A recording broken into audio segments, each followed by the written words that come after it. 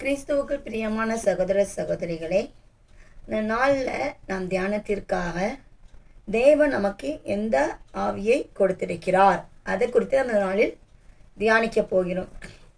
வேதத்தில் நம்ம பார்க்கும்பொழுது பரிசுத்த ஆவியான அநேக விதங்களில் என்ன செய்வார், செயல்படுவார்.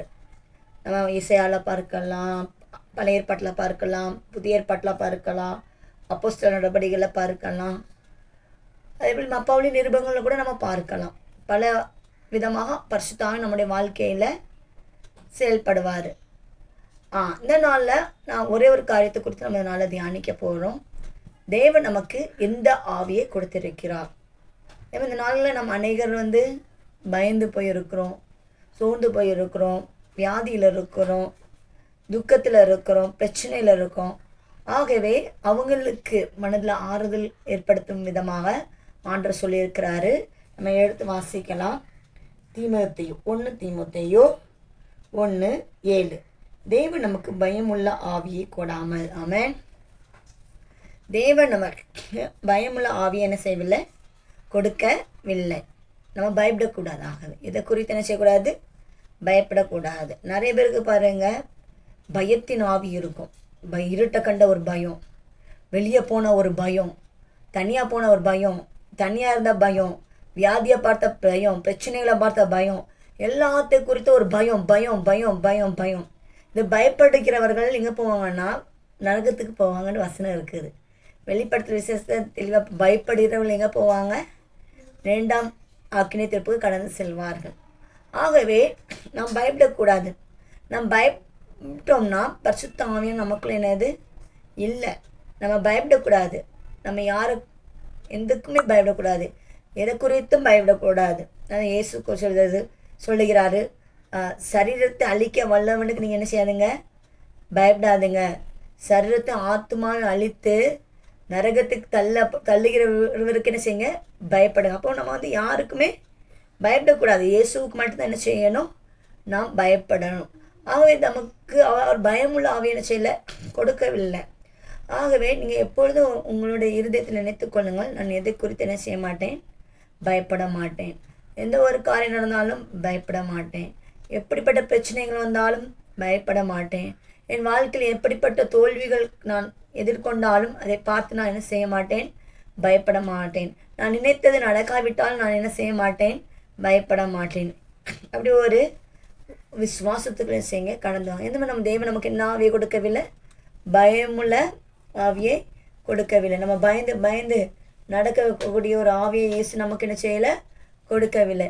ஆகவே நம்ம எதை குறித்து என்ன செய்யக்கூடாது, பயப்படக்கூடாது. சிறு பிள்ளைகளாக இருக்கட்டும், பெரியவர்களாக இருக்கட்டும், எதை குறித்து என்ன செய்யக்கூடாது, பயப்படக்கூடாது. ஆமென்.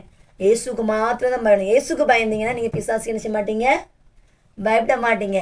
நீங்கள் இயேசுக்கு பயந்தீங்கன்னா நரகத்தை குறித்து என்ன செய்ய மாட்டீங்க, பயப்பட மாட்டீங்க. நீங்கள் இயேசுக்கு பயந்தீங்கன்னா உங்கள் வியாதியை குறித்து என்ன செய்ய மாட்டீங்க, பயப்பட மாட்டீங்க. ஆகவே நாம் எதை குறித்து என்ன செய்யக்கூடாது, பயப்படக்கூடாது. ஒரே ஒரு நபருக்கு தான் பயப்படணும், இயேசுக்கு தான் பயப்படணும். இயேசுக்கு பயப்படும் பொழுது ஆண்டு நமக்கு பயமுள்ள ஆவியை என்ன செய்ய மாட்டார், கொடுக்க மாட்டார். நம்ம இருதயத்தில் உள்ள எல்லா பயங்களும் என்ன செய்யும், ஆட்டோமேட்டிக்காக வெளியே போயிடும். அப்போ பயமுள்ள ஆவியை கூடல ஆண்டவர். அப்போ நமக்கு என்ன ஆவியை கொடுத்துருக்கிறாரு, அதை நமக்கு நம்ம தியானிக்கலாம். தேவன் நமக்கு பயமுள்ள ஆவியை கூடாமல் பலமும் அன்பும் தெளிந்த புத்தியும் உள்ள ஆவியை கொடுத்துருக்க. பலனுள்ள ஆவியை நமக்கு என்ன செஞ்சிருக்காரு, ஆண்டவர் நமக்கு கொடுத்திருக்கிறாரு. நம்ம பலவீனமாக இருக்கக்கூடாது. எந்த விஷயத்தில் நம்ம பலவீனமாக இருக்கக்கூடாது. ஆமாம். பலமுள்ள ஆவி. எப்படிப்பட்ட ஆவி, பலமுள்ள ஆவி. எல்லாம் சொல்லுங்க, பலமுள்ள ஆவி ஆண்டவர் எனக்கு என்ன செஞ்சிருக்காரு, கொடுத்துருக்க. ஆகவே பலவீனப்படுத்த பிசாசு அதிகாரம் இல்லை. எனக்கு பிசாசு நிச்சய முடியாது, கொண்டு வர முடியாது. ஏன் தெரியுமா, தேவனுக்கு பலனுள்ள ஆவியை கொடுத்திருக்கிறார். பாவத்தில் பலவீனப்பட்ட பிசாசால் என்ன முடியாது. பலவீனப்படுத்த பிசாசின் முயற்சி ஆண்டவர் ஆவி கொடுத்திருக்காரு, பலமுள்ள ஆவியை கொடுத்திருக்கிறாரு. ஆமென். ஆண்டவர் எனக்கு பலமுள்ள ஆவியை கொடுத்திருக்கிறபடினால நான் பாவத்தில் என்ன செய்வதில்லை, விழுந்து போவதில்லை. ஆண்டவர் எனக்கு பலமுள்ள ஆவியை கொடுத்திருக்கிறபடினால நான் பலவீனம் ஆவதில்லை. ஆண்டவர் பலமுள்ள ஆவியை என்ன செஞ்சிருக்கிறாரு, கொடுத்திருக்கிறார். ஆமென். ஆகவே நீங்கள் பலவீனமாக இருக்கேன், நான் இந்த ஒரு காலத்தில் வீக்காக இருக்கேன், இந்த பாவம் அடிக்கடி என்னை மேற்கொள்ளுது, இந்த வியாதினை அடிக்கடி மேற்கொள்ள நீங்கள் சொல்லுங்கள், இயேசு எனக்கு பலவீனமுள்ள ஆவியை கொடுக்கவில்லை, பலமுள்ள ஆவியை கொடுத்திருக்கிறார். பிசாசை ஜெயிக்கக்கூடிய பலமுள்ள ஆவியை கொடுத்திருக்கிறார். பாவத்தை ஜெயிக்கக்கூடிய பலமுள்ள ஆவியை கொடுத்திருக்கிறார். பாவத்தை மேற்கொள்ளுகிற பலமுள்ள ஆவி என கொடுத்திருக்கிறார். ஆகவே பாவம் என்ன செய்யாது, மேற்கொள்ள மாட்டாது. ஆமே. பலமும் அடுத்து அன்பும். ஆமே. எந்த ஆவி கொடுத்திருக்காரு? அன்பு. யாரை குறித்தான அன்பு சொல்லுங்க பார்ப்போம். யாரை குறித்தான அன்பு? இயேசுனுடைய அன்பை நம்முடைய இருதயத்தில் ஊற்றிருக்கிறார். யாருடைய அன்பை இருதயத்தில் ஊற்றிருக்கிறார்? இயேசுனுடைய அன்பு. இயேசுனுடைய அன்பு நம்முடைய இருதயத்தில் இருந்தோம்னா நம்ம ஆட்டோமேட்டிக்காக ஜெபிக்க ஆரம்பிப்போம். நம்ம ஆட்டோமேட்டிக்காக என்ன செய்வோம்? பைபிள் படிக்க ஆரம்பிப்போம். நம்ம ஆட்டோமேட்டிக்காக ஊழியங்கள் செய்ய ஆரம்பிப்போம். நம்ம ஆட்டோமேட்டிக்காக அந்த உலகத்தை வெறுக்க ஆரம்பிப்போம். நம்ம ஆட்டோமேட்டிக்காக ஆண்டவருக்காக ஏதாவது செய்ய என்ன செய்வோம்? ஆரம்பிப்போம். நம்ம ஆட்டோமேட்டிக்காக ஆண்டவருக்காக ஏதாவது செய்து கொண்டே நம்ம என்ன செய்தோம்? இருப்போம். எந்த தேவன் நமக்கு என்ன ஆவியை கொடுத்திருக்கிற? அன்பின் ஆவியை. அது மட்டும் இல்லை, நம்ம மற்றவர்களையும் நம்ம என்ன செய்வோம்? நேசிக்க ஆரம்பிப்போம். இயேசுக்கு உன்னை நீ எப்படி நேசிக்கிற அதே போல் நீ மற்றவர்களையும் நேசி. ஆண்டோடைய ஆவி நமக்குள்ளே இருந்தால் நம்ம மற்றவர்களையும் நம்ம என்ன செய்வோம்?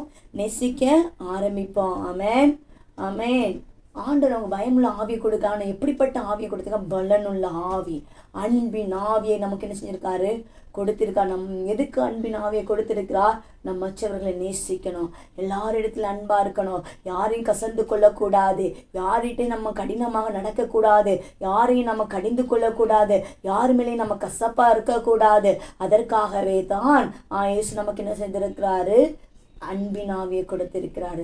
இயேசுவினோட அன்பின் ஆவி நமக்குள்ள இருக்கும் பொழுது நம்ம இந்த உலகத்தை நாம் நேசிக்க முடியாது. அது இயேசுவினுடைய அன்பின் ஆவி நமக்குள்ள இருக்கும் பொழுது நாம் ஆண்டவருக்காக இன்னும் அதிகமாக பிரயாசப்படுவோம், இன்னும் அதிகமாக கொடுக்கிறவர்களாக மாறும். இயேசுனுடைய அன்பின் ஆவி நமக்குள்ள இருக்கும் பொழுது நம்ம எல்லாமே பெர்ஃபெக்டாக இருப்போம். ஆமென். ஆகவே இயேசு எப்படிப்பட்ட ஆவி கொடுத்திருக்கிறார்? அன்பின் ஆவியை கொடுத்திருக்கிறார். நம்ம அந்நிய பாஷை பேசுறதுனால நம்ம பரிசுத்த ஆவியானவர் பெற்றுக்கொண்ட அடையாளம் அல்ல. நீங்கள் அன்புள்ளவர்களாக இருக்கிறீர்களா?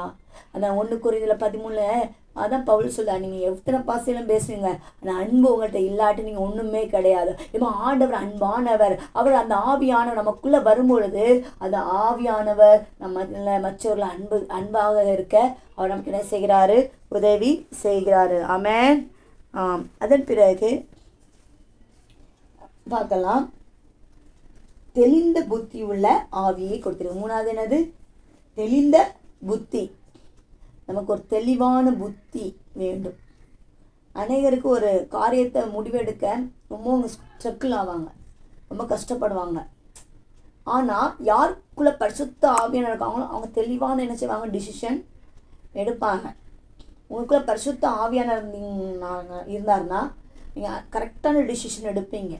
இப்போ கரெக்டான டிசிஷன் எடுப்பீங்க. நிறைய பேர் அப்படி இருக்கவா, இப்படி இருக்கா, இப்படி இப்படி இப்படி இப்படி குழம்பிகிட்டே இருப்பாங்க. ஃபேமிலி லைஃப்பாக இருக்கட்டும், படிப்பாக இருக்கட்டும், ஊழியமாக இருக்கட்டும், எதுவாக இருக்கட்டும், ஒரு டிசிஷன் எடுக்க அவங்களால ஒரு ஸ்டடி மைண்ட் என்னது வராது.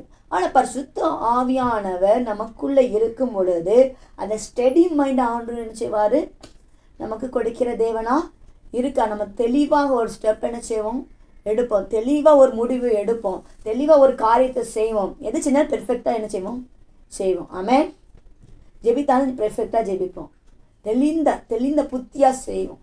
ஒரு ஆராதனை நம்ம ஊழியத்தில் பாருங்கள், ஒரு ஆராதனை நடத்தினோம்னா சர்ச்சில் அது தெளிவான சூப்பராக என்ன செய்வோம்? தெளிந்த புத்தியோடு கூட செய்வோம். அதனால் ஊழியம் செஞ்சால் ஒரு நல்ல தெளிந்த புத்தியோடு செய்வோம். வேலை செய்கிற இடத்துல ஒரு தெளிந்த புத்தியோடு செய்வோம். குடும்பத்தை ஒரு தெளிந்த புத்தியோடு என்ன செய்வோம்? நடத்துவோம். ஆமென். அப்போதான் அதுதான் தெளிந்த புத்தி உள்ள ஆவியாண்டவர் என்ன செஞ்சிருக்காரு? நமக்கு கொடுத்துருக்காரு. ஆமென். தேவன் நமக்கு பயமுள்ள ஆவி என்ன செய்யலை? கொடுக்கலை. ஆகவே நீங்கள் எந்த காரியத்தை கொடுத்து என்ன செய்யாதுங்க? பயப்படாதுங்க. தேவன் நமக்கு பலனுள்ள ஆவியை கொடுத்திருக்கிறார். ஆமென். ஆண்டவர் நமக்கு அன்பின் ஆவியை கொடுத்திருக்கிறார். ஆண்டவர் நமக்கு தெளிந்த புத்தியை ஆவியை கொடுத்திருக்கிறார். பிரியமானவர்களே, இந்த காலை வேளையில் நான் உங்களிடம் சொல்லிடுற ஒரே ஒரு காரியம், எதை குறித்தும் பயப்படாதீர்கள். இயேசு எல்லாம் பார்த்து கொள்வார். தெளிந்த புத்தி உள்ளவர்களாக இருங்கள். தெளிந்த புத்தி வேணும் இந்த நாட்களில், கடைசி நாளில். நம்ம ஸ்டெடி மைண்டாக இல்லாட்டு நம்ம கடைசி நாட்களில் ஆண்டரை விட்டு நம்ம தூரம் போயிடும். நமக்கு தெளிந்த ஒரு புத்தினது நமக்கு வேண்டும். அன்பின் ஆவியை கொடுத்துருக்கா. மற்றவர்களை நேசிக்கணும், எல்லாரையும் நேசிக்கணும். அந்த அன்பின் ஆவியை இயேசு கொடுத்திருக்கிறார். ஆகவே எந்த காரியத்தை கொடுத்து என்ன செய்யாதுங்க, நீங்கள் பயப்படாதுங்க. நம்ம ஜெபிக்கலாமா? என் நேசிப்பவரை பரலோக தேவனே, இந்த காலை வேளையில் இந்த வார்த்தையை கேட்குற ஒவ்வொரு பிள்ளைகளுக்காக நான் ஜெபிக்கிறேன். அவங்களுக்கு இருதயத்தில் இருக்கிற எல்லா பயத்தின் ஆவின் இயேசுவின் நாமத்தில் அதில் எடுத்து போடுகிறேன் அப்பா. பயமுள்ள ஆவியை நீங்கள் கொடுக்கல, பலனுள்ள ஆவியை கொடுப்பீராக, அன்பின் ஆவியை கொடுப்பீராக, தெளிந்த புத்தி உள்ள ஆவியை கொடுப்பீராக. கரெக்டாக டிசிஷன் எடுக்க நீர் உதவி செய்வீராகப்பா. இந்த பிள்ளைகளோடு கூட நீங்கள் இருங்க, நடத்துங்க. இயேசுவின் நாமத்து பிதாவே, ஆமென். God bless you.